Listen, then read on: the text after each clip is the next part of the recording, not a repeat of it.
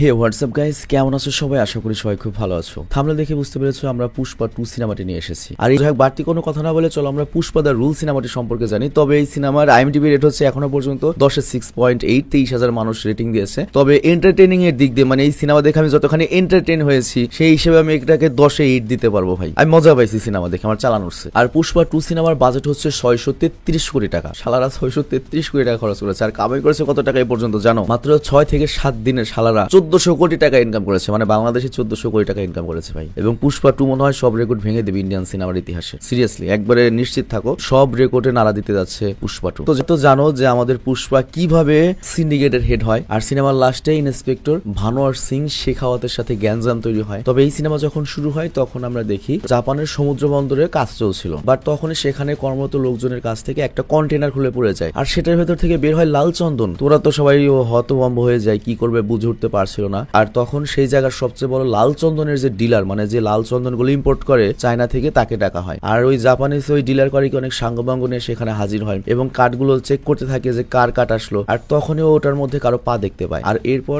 তার পায়ে দড়ি বেঁধে ক্রেন দিয়ে উল্টো করে ঝুলিয়ে দেয়। তো লোকটাকে প্রথমত চেনাই যাচ্ছিল না যে সে কে। আর লোকটার সাথে কথা বলার জন্য একজন ইন্ডিয়ানকে ডাকা হয়। তো সেই লোকটার সাথে অনেক কথা বলার চেষ্টা করে, বাট সেই লোকটা কোনো উত্তর দেয় না। আর এরপর হঠাৎই ওরা সবাই খেয়াল করে যে ওই কন্টেনারের মধ্যে লেখা রয়েছে পুষ্পা। তো এখানে আমরা বুঝতে পারি যে লোকটাকে উল্টো করে ঝুলিয়ে রাখা হয়েছে সে আসলে আমাদের পুষ্পার রাজ। তো এরপরে পুষ্পা শুরু করার তাণ্ডব লীলা, সবাইকে ইচ্ছা মতো কচু কাটা করতে থাকে। তো পুষ্পা কেন জাপানে সে এই কচু কাটা করছে? অ্যাকচুয়ালি হয়েছে কি, পুষ্পা এখানে এসেছিল তার পাওনা টাকা ফেরত নিতে। মানে জাপানে লাল চন্দন পাঠিয়েছিল পুষ্পা, কিন্তু সেটার টাকা ওই ডিলার পরিশোধ করেনি। তবে এখানে পুষ্পার একটা নিয়ম রয়েছে, সেটা হচ্ছে যদি ও কারো কাছে 1 টাকাও পায় সেটা নিয়েই ছাড়বে। তো এই ডিলারের বসের সাথে পুষ্পা ডিল হয়েছিল, কিন্তু এই শালার বস ওকে পোল্টি দিয়েছে। তো এই কারণে পুষ্পা ওদেরকে কুত্তা মারা মেরে টাকা নিতে এসেছে। কিন্তু আমাদের সবার মনে প্রশ্ন আসে, এই মালটা তো চায়না হয়ে তারপরে জাপানে আসে। আর ইন্ডিয়ান যারা ডিলার রয়েছে বা সিন্ডিকেটের কাজ হচ্ছে ইন্ডিয়ারই একজন ডিলারকে বুঝিয়ে দেবে, সে চায়নায় পাঠিয়ে দেবে, তারপর চায়না থেকে জাপান আসবে। তো পুষ্পা সরাসরি এখানে কিভাবে আসলো? তো এটার উত্তর আমরা একটু পরে পাবো। তো যাই হোক, এরপর পুষ্পা করে কি, জাপানের যে ডিলার রয়েছে ওকে ধরে ক্রেনের মাথায় উঠে যায় এবং ভয় দেখাতে থাকে যে টাকা দিবি, তা না হলে কিন্তু এখনই তোর একেবারে লেটাফেটা করে দেবো। বাট ওই মুহূর্তে সন্ত্রাসীরা গুলাগুলি শুরু করে এবং পুষ্পা দৌড়াতে থাকে। আর একটা গুলি ওর গায়ে লাগে এবং পুষ্পা বন্দর থেকে পানিতে পড়ে যায়। এবং আমরা দেখতে পাই গুলি খাওয়া অবস্থায় তলিয়ে যাচ্ছে পুষ্পা। আর তখন পুষ্পার ছোটবেলার কথা মনে পড়ে। পুষ্পা ছোটবেলাতে যখন অন্য সব বাচ্চাদের সাথে ক্রিকেট খেলছিল তখন ক্রিকেট বলটা ডোবায় গিয়ে পড়েছিল। আর তখন বাকি সব বাচ্চারা বলেছিল যে বলটা নিয়ে আয়, বাট পুষ্পা আনতে চায় না, কারণ সে সাঁতার যায় না। বাট তখন সকল বাচ্চারাও বলে ওঠে, তুই যদি বলটা আনতে পারিস তাহলে আমরা সবাই মানবো তোর বাবা আছে, আর যদি না আনতে পারিস তাহলে ভাবো তুই জারজ সন্তান। মানে সিরিয়াসলি ইন্ডিয়ার এইটুক বাচ্চারা এত বেশি পাজি। তো যাই হোক, এতে পুষ্পা রেগে যায় এবং ঝাঁপ লাগায় ডোবায়। কিন্তু পুষ্পা সাঁতার না জানাতে ডুবে যাচ্ছিল পানির মধ্যে এবং ওর প্রচুর কষ্ট হচ্ছিল। তবে তারপরেও কোনো রকমের বলটা খুঁজে বের করে, কিন্তু সাঁতার না জানার কারণে ও পানিতে তলিয়ে যেতেই থাকে। আর তারপরে সিনটা কাট হয়, পুষ্পার বাড়িতে চলে আসে এবং আমরা দেখতে পাই পুষ্পা একটা বাজে স্বপ্ন দেখে ঘুম থেকে উঠে যায়। তো এর মানে আমরা যে জাপানের কাহিনী দেখলাম, বলের কাহিনী দেখলাম, এগুলো সব ওর স্বপ্ন আর কি। তো তখন পুষ্পার বউ শ্রীবাল্লি বলে, কি হয়েছে, তুমি কোনো খারাপ স্বপ্ন দেখেছো? আর তখন পুষ্পা বলে, আমার জীবনের সত্যগুলোই তো ভয়ঙ্কর স্বপ্নের চেয়েও ভয়ঙ্কর। তো পরের দিন দেখা যায় শিনু নামের একজন পুষ্পার জন্য লাল চন্দন কাটতে যাচ্ছে। আর পাশ থেকে তখন একজন বলে ওঠে, 2 দিন পরে তোর না বিয়ে, আজ তাহলে কেন কাজে যাচ্ছিস? জঙ্গলে গেলে তো 2 দিন সেখানেই কেটে যাবে। তো সিনু বলে, আমি কাজ শেষ করে বিয়ের মণ্ডপে সোজা চলে আসবো, কারণ বিয়ের চেয়েও পুষ্পা ভাইয়ের কাজ করা আমার জন্য বেশি জরুরি। আমি চাই না আমার জন্য পুষ্পা ভাইয়ের একটা সাপ্লাই মিস যায়। তো যাই হোক, প্রতিদিন ওরা এইভাবে বসে থাকে আর গাড়ি ওদেরকে নিয়ে যায়। আর সেদিন গাড়ি আসলে আমরা দেখি সবার সাথে পুলিশ ইন্সপেক্টর ভানোয়ার সিং শেখাওয়াত ছদ্মবেশে ওদের গাড়িতে উঠে যায়। আর সে মূলত পুষ্পার লাল চন্দন ধরার জন্য এসেছিল। তোমরা তো দেখেছো গত পূর্বে গ্যাঞ্জামটা হয়েছে। তো যাই হোক, তাকে কেউ চিনতেই পারে না, কিন্তু আমরা চিনতে পারি, কারণ আমরা অনেক বেশি স্মার্ট। তো যাই হোক, কিছুক্ষণের মধ্যে ওরা জঙ্গলের মধ্যে এসে পৌঁছায় আর শুরু হয় লাল চন্দন কাটা। আর এরপর একটার পর একটা গাছ ওরা কেটেই যাচ্ছিল। আর সবাই গাছ কাটা শেষে কাঁধে করে নদী পার হওয়ার জন্য আনে। আর এখানেই কাঠের ওজন করে টাকা দেওয়া হচ্ছিল। যার কাঠের ওজন যত বেশি, মানে যে যত বেশি কাঠ কেটেছে সে তত বেশি টাকা উঠাচ্ছিল। আর যে টাকা দিচ্ছিল সে সব কর্মচারীকে তাদের নাম জিজ্ঞাসা করে লিখছিল। তো এরকমই টাকা নেওয়ার সময় একজন লোক আসে আর তার নাম জিজ্ঞাসা করলে সে বলে ডিএসপি ভানোয়ার সিং শেখাওয়াত। তো এই কথা শুনে সবাই ভয় কেঁপে ওঠে এবং এরপর ডিএসপি ভানোয়ার সিং করে কি, তার লাগানো চুল খুলে নিজের টাকটা বের করে দেয় এবং বলে, এইবার শালা আমি ধরেছি তোকে পুষ্পা, তোর হাতে নাতে আমি কাঠ ধরে ফেলেছি, এবার তুই যাবি কই? এবং সাথে সাথে পুরো পুলিশ ফোর্সকে কল করে এবং পুলিশ ফোর্সের সবাই এসে ওদেরকে ঘিরে ধরে এবং কেউ এখান থেকে পালাতে পারে না। আর তারপর সবগুলোকে ধরে থানায় নিয়ে আসে এবং কাঠসহ থানায় নিয়ে আসে। আর এদিকে সিনুর যে বিয়ে হচ্ছিল পুষ্পার লোক, ও হচ্ছে বর, কিন্তু ওই নেই এখানে। আর তখন কনের বাবা ওর মেয়েকে বলতে থাকে, বলেছিলাম না এইসব বাটপারদের বিয়ে করার দরকার নেই, এই ছেলে তো পুষ্পাকে ছাড়া কিছুই বোঝে না, আজকে ওর বিয়ে আরো জেলে পড়ে রয়েছে। আর তখন ওর বাবা আরেকজনকে বর সাজতে বলে, তোর সাথে আমার মেয়ে বিয়ে দেবো। কিন্তু ওর মেয়ে জানায়, সিনু সময় সময় মতো আসবে, কারণ পুষ্পা ভাই ওকে এখানে নিয়ে আসবে। কিন্তু সবাই বলা বলি করতে থাকে একজন দিনমজুরকে পুষ্পা কেন ছাড়াতে যাবে, কিন্তু সত্যি সত্যি পুষ্পা চলে আসে থানায় সিনুকে নিতে এবং পুলিশকে বলে সবাইকে ধরে রাখো, কোনো সমস্যা নাই, জাস্ট খালি সিনুকে ছেড়ে দাও, কারণ আজকে ওর বিয়ে, তোমার যদি দরকার পড়ে সিনুর বদলে আমি আরেকজনকে জেলে রেখে যাচ্ছি। কিন্তু কোনোভাবে ওকে ছাড়তে নয় ইন্সপেক্টর, কারণ ডিএসপি ভানোয়ার সিং শেখাওয়াত ওদেরকে বলেছে, স্ট্রিক্টলি বলে দিয়েছে কেউ যদি বের হয় তাহলে কিন্তু তোদের 12টা বাজিয়ে ফেলবো, আর এটা নিয়মেরও বাইরে। তো নিয়মের কথা যখন বলে তখন পুষ্পা বলে হালার পর হালারা তোদের যে আমি মাসে লাখ লাখ টাকা দেই, এই টাকা তোরা কোন নিয়মে নিস, আর যেহেতু পুষ্পার খাস তো এই জন্য পুষ্পার নিয়মই নিয়ম হবে। তো এটা শুনে একটা কনস্টেবল করে কি চাবি নিয়ে লক আপ খুলে সিনুকে বের করে আনে, বাট তখনই পুষ্পা খেয়াল করে ওর গায়ে অনেক মারের দাগ, আর তারপর বাকি সবার শরীর চেক করে এবং দেখতে পায় সবাইকে বেদম পিটিয়েছে পুলিশ। তবে তারপরে ওদের মুখ থেকে পুষ্পার নাম বের করতে পারেনি, মানে ওরা বলেইনি যে পুষ্পার মাল। আর তখন বাকি সব কনস্টেবলরা বলে আমরা ইন্সপেক্টর ভানোয়ার সিং এর কথা মতো ওদেরকে মেরেছি, আর উনি কেমন আপনি তো যায়নি, আমরা যদি না মারতাম তাহলে আমাদেরই সমস্যায় পড়তে হতো। তো যাই হোক এখানে সিন কাট হয়। কিছুক্ষণ পরে ভানোয়ার সিং থানায় আসে এবং সে দেখতে পায় তার একজন খাস কনস্টেবল ছাড়া আর কেউ নেই, মানে এত কষ্ট করে সে আসামি ধরেছিল কেউ লকাবে নেই, পুলিশও নেই। আর তখন ওই কনস্টেবল পরের কাহিনী জানায় যে কি হয়েছিল। তো অ্যাকচুয়ালি সবার গায়ে মারের দাগ দেখে পুষ্পা অনেক খেপে যায়, সবাইকে নিয়ে যেতে চায়, বাট তখন পুলিশ অনেক বলে যে প্লিজ আপনি যদি এমনটা করেন আমাদের সবার চাকরি চলে যাবে। বাট তখন এই কথা শুনে পুষ্পা করে কি ওদের সবার চাকরির বয়স কত হয়েছে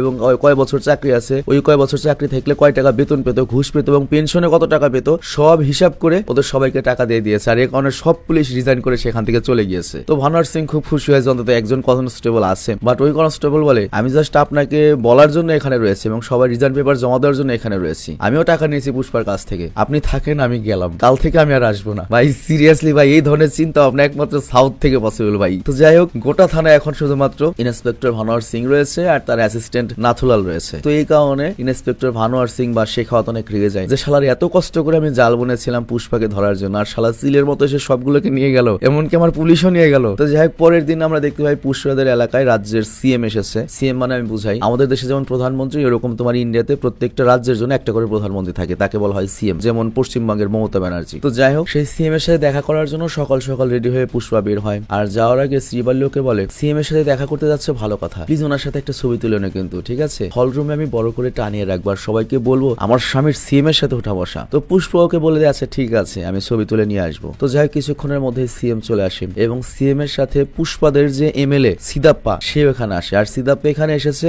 এমপি থেকে মন্ত্রিত্ব চাইতে, এর সাথে ডিএসপি ভানোয়ার সিং এর কিভাবে ট্রান্সফার করা যায় সে ব্যাপারে কথা বলতে চায়। কিন্তু পুষ্পা তখন সাফ জানিয়ে দেয় ডিএসপি ভানোয়ার সিং শেখাওয়াত এখানেই থাকবে, ওকে যদি আমি ট্রান্সফার করাই লোকে আমাকে বলবে পুষ্পা ভয় পেয়ে এমনটা করিয়েছে, এটা তো আমি করতেই দেবো না, পুষ্পা ঝুঁকে গেনে হিসালা। তো যাই হোক তারপর ওরা সিএম এর সামনে আসে এবং পুষ্পার সাথে সিএম এর পরিচয় করিয়ে দেয়, আর তারপর পুষ্পা সিএম এর সাথে একটা ছবি তুলতে চায় এবং এখানে পুষ্পা বলে আমার বউয়ের অনেক শখ যে আপনার সাথে আমি একটা ছবি তুলবো, ওটা টানিয়ে রাখবে। বাট সিএম কোনোভাবেই রাজি হয় না এবং উল্টো পুষ্পাকে বলে জুতা যত দামি হোক জুতার জায়গা হচ্ছে পায়ের নিচে, জুতা হাতে নিয়ে ঘোরা যায় না। তো সেরকম পুষ্পা একটা অবৈধ সিন্ডিকেট চালায়, আমি একটা সিএম হয়ে ওর সাথে ছবি তুলতে পারি না, কারণ এই ছবি যদি পাবলিক হয়ে যায় তাহলে আমার তো লেটা ফেটা হয়ে যাবে কেরিয়ারে। আর পুষ্পা তুমি বইয়ের কথাই চলো, বইয়ের কথা এটা করতে এসেছো, শুনো বইয়ের কথা শুনলে জীবনে বড় মানুষ হতে পারবে না। তো বুঝতেই পারছো পুষ্পা কোন টাইপ লোক। এই কথা শুনে পুষ্পা তো নিতে পারে না, পুষ্পার মাথা গরম হয়ে যায়, বাইরে চলে আসে। আর কিছুক্ষণের মধ্যে কথা শেষ করে এমপি সিদাপ্পা পুষ্পার কাছে আসে এবং বলে সিএম এর কথাই তুমি কিছু মনে করো না, বুঝেছো পুষ্পা, বড় বড় লোকেরা তো কত কিছুই বলে, ওনাদের কথায় কান দিতে নেই। বাট পুষ্পা তখন বলে ও আমাকে জুতার সাথে তুলনা করেছে তাতে আমার কোনো রাগ নেই, কিন্তু ওই সিএম এর এত বড় সাহস কিভাবে হলো আমার বউ নিয়ে কথা বলেছে, এটার মূল্য তোকে দিতেই হবে, এজন্য আমি ডিসাইড করেছি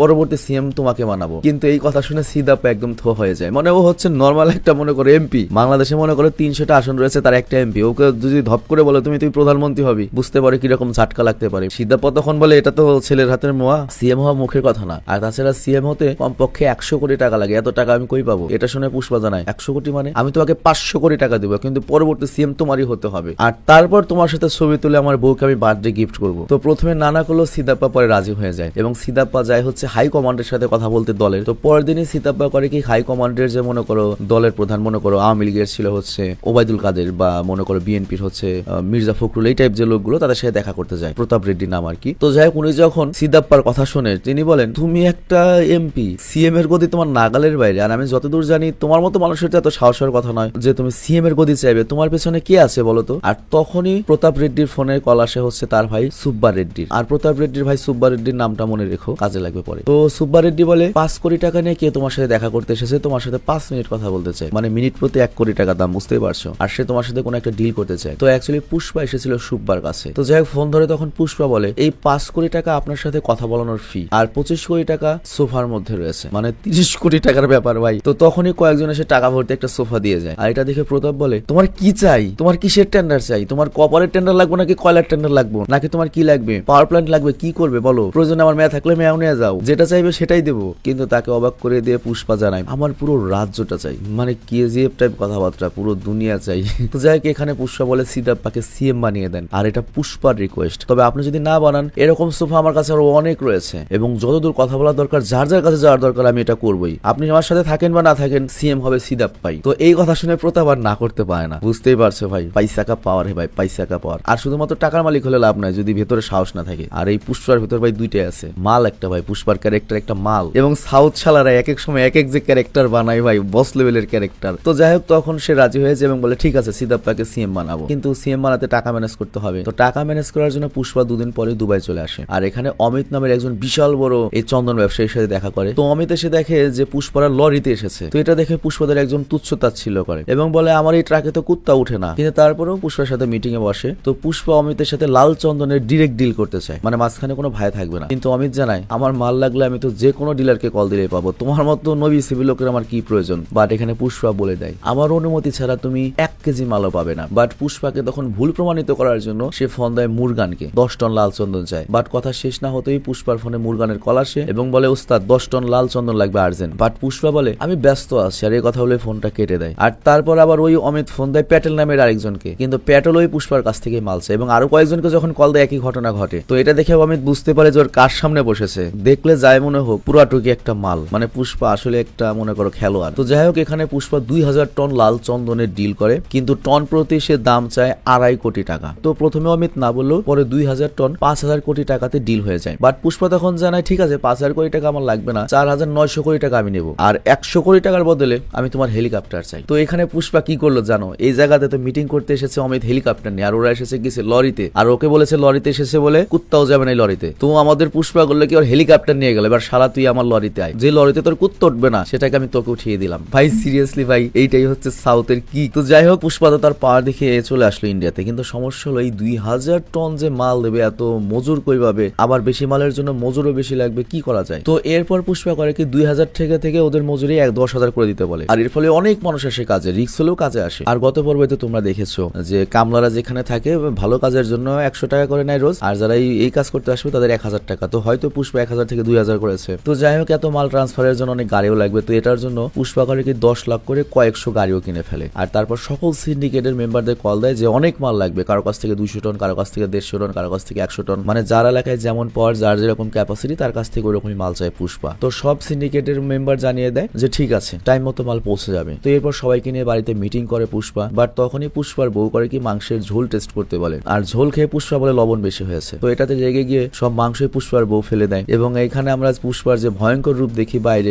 ভিতরে আসলে দেখতে পাই যে পুষ্পা একবারে মেনা বিলাই, মানে পুষ্পা উল্টো শ্রীবাল্লিকে ভয় পেয়ে বোঝাচ্ছে। মানে এটা একবার আমার কাছে লেম লাগছে, তবে বাস্তব এরকমই, ঘরে বাইরে আমাদের এরকম হয়, বউ অলওয়েজ কিংই থাকে। আর এইদিকে আমরা দেখি মঙ্গলম নাকি কি ওর বউ এসেছে হচ্ছে ইন্সপেক্টর ভানোয়ার সিং এর কাছে, এবং পুষ্পা যে প্ল্যান করেছে সব জানিয়ে দেয়, এবং সব লাল চন্দন পুষ্পাই কিনছে, কোথায় নিয়ে যাচ্ছে এটা কেউ যায় না, মনে হয় দুবাইতে ডাইরেক্ট কারোর সাথে ডিল করেছে। এবং এর সাথে সে বিচ্ছা রেড্ডি সম্পর্কেও জানায় যে বিচ্ছা রেড্ডি আগে মঙ্গলমের বাড়িতে কাজ করতো, কিন্তু এখন ও নিজেই সিন্ডিকেটের মেম্বার হয়ে গিয়েছে, ওকে যদি ধরা যায় তাহলে সব বলে দেবে, আর ওকে কোথায় পাওয়া যাবে সেটাও মনে করে মঙ্গলম বলে দেয়। আর পরের রাত্রে আমরা দেখি ইন্সপেক্টর ভানোয়ার সিং ব্রিজে এসে অপেক্ষা করছিল রেড্ডির জন্য, আর এই সিনেমাতে অনেকগুলো রেড্ডি রয়েছে আর কি। তো যাই হোক, কিছুক্ষণের মধ্যে অনেকগুলো কাঠ ভর্তি ট্রাক ধরে ফেলে ভানোয়ার সিং, এবং সে কাঠগুলোকে জ্বালিয়ে দেয়। আর তারপর ভানোয়ার সিং করে কি রেড্ডিকে ব্রিজ থেকে ফেলে দিয়ে মেরে দেয়। বাট তখনই সেখানে মঙ্গলম আর তার বউ আসে এবং বলে, তুমি এটা কি করেছো, আমার খাস লোক ছিল, ওকে শুধু ভয় দেখাতে বলেছিলাম, মারতে নয়। মানে বুঝতেই পারছো এখন মঙ্গলম মতো পুষ্পার আন্ডারে কাজ করে। তো তখন শেখাও তোকে জানায় বা ভানোয়ার সিং, ওকে ভয় দেখালে তো শুধুমাত্র ও ভয় পেত,